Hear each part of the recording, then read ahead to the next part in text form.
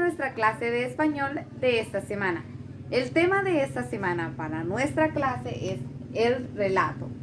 Vamos a comenzar primero en esta clase con dar una definición de qué son los relatos. También vamos a conocer algunas características y tipos de relatos. Comencemos con la definición, que es este primer puntito que tenemos en la pizarra.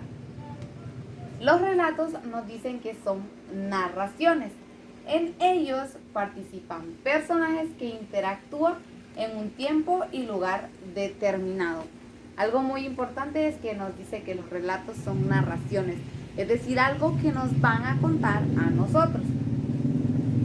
Y nos dice que también participan personajes que interactúan en un tiempo y en un lugar determinado, es decir, que tienen una relación recíproca entre ellos, o los unos con los otros, en un tiempo o en un lugar determinado.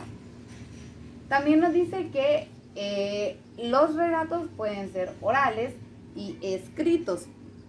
En muchos casos, los relatos escritos tienen su origen en relatos orales, pero los orales son más transformables. ¿Por qué decimos que los relatos orales son más transformables? Porque estos, a medida que se van contando, que se van narrando, pueden cambiar. Puede cambiar la forma en cómo un suceso pasa o en cómo un acontecimiento se cuenta. Entonces se pueden cambiar, quitar o agregar nuevos detalles a los relatos orales. En cambio, en los relatos escritos, estos suelen ser más duraderos, porque estos ya los tenemos solo para leerlos. Entonces, estos son más duraderos y no cambian tanto como lo hacen los orales. Ahora vamos a hablar un poco sobre las características del relato. Entonces, una de las características del relato es que estos pueden ser narrativos. ¿Qué queremos decir con que el relato sea narrativo? Pues nos dice que cuando un relato es narrativo, es porque nos cuenta algo que ha sucedido en un determinado lugar o en un determinado tiempo. Entonces, nos va a contar algo que sucedió en algún lugar o un acontecimiento que sucedió. Entonces, aquí es cuando el relato es narrativo. Luego tenemos que el relato puede ser cronológicos. En esto, pues, los acontecimientos que se narran o que se cuentan se van a narrar o se van a contar en el orden en el que sucedieron.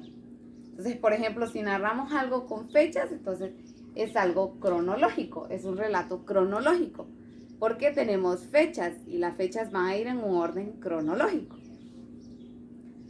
Luego tenemos que los relatos pueden ser secuenciales.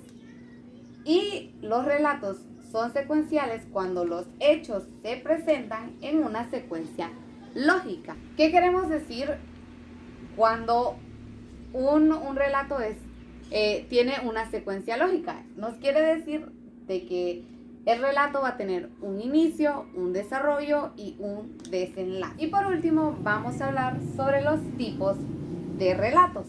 Entonces tenemos dos tipos, o cómo se clasifican esos. Entonces nos dice que los relatos pueden ser históricos o ficticios. Los históricos nos dice que son relatos sobre la vida de un personaje relevante de un determinado lugar o sobre un acontecimiento importante en la historia de ese lugar. Entonces, un ejemplo de esto podría ser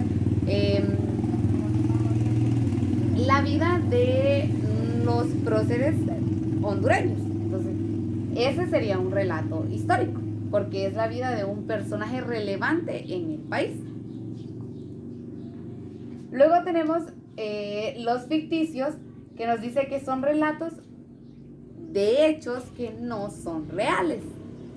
Y también nos dice que los relatos ficticios son producto de la imaginación del autor o de la persona que los escribe.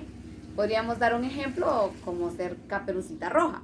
Entonces, Caperucita Roja es un relato ficticio, porque es algo que no ha sucedido y viene de la imaginación de la persona que lo escribió. Esta ha sido toda nuestra clase de español de esta semana. Nos vemos en la siguiente clase. Adiós.